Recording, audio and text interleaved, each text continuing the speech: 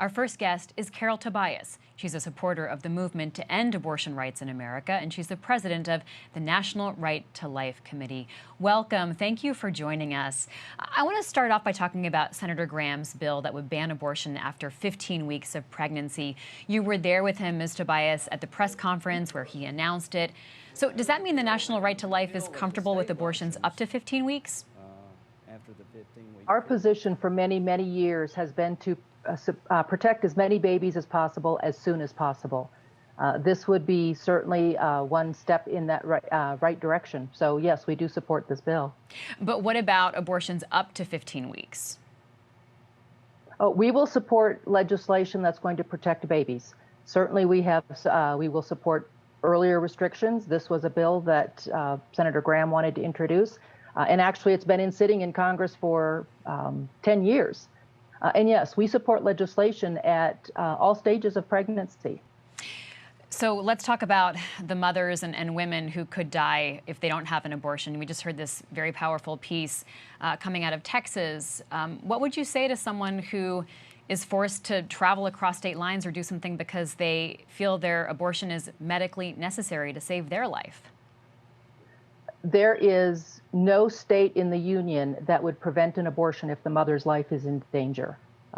I know people are saying that, she could die if she doesn't get the abortion. If that's the case, she can get the abortion. There is no state in the union that does not allow the removal of ectopic pregnancies or does not allow miscarriages to be treated. There are a lot of, I'll just say it, lies flying around right now. And I think maybe it'll take a little while, but we need people to understand the truth that if her life is in danger, she can get the abortion. I just have to push back on that because the Washington Post and other news outlets have talked to people who have had to travel across state lines and get into perilous situations because doctors just weren't quite sure what to do. That's what, quite frankly, I don't understand. That's why someone goes to medical school. That's why they become an OBGYN, and that's what they learn in school, is how to treat pregnancies. They understand if it is an ectopic pregnancy, if it is a miscarriage. They should be able to take care of that. I've certainly talked to a lot of doctors who will say, they know what to do. That's what they trained for.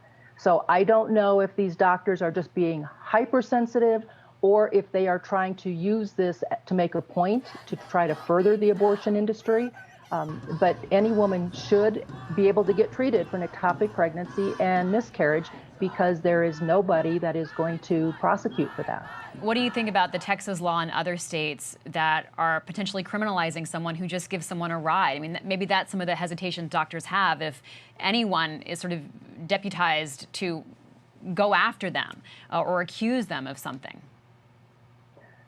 I think I know we do. We've got 50 states. Justice Brandeis many years ago called the states the laboratories of democracy.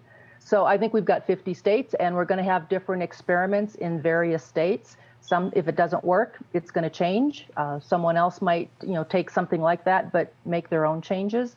And we'll see what happens. And finally, Ms. Tobias, some Republicans are running away from Lindsey Graham's legislation out of fear that it will mobilize voters against them in November. What's your response to that?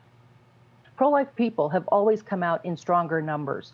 Now, I'm sure the other side is going to be motivated this year, but I know pro-lifers are just as energetic. So I don't think there's going to be a backlash against our candidates because of their pro-life position.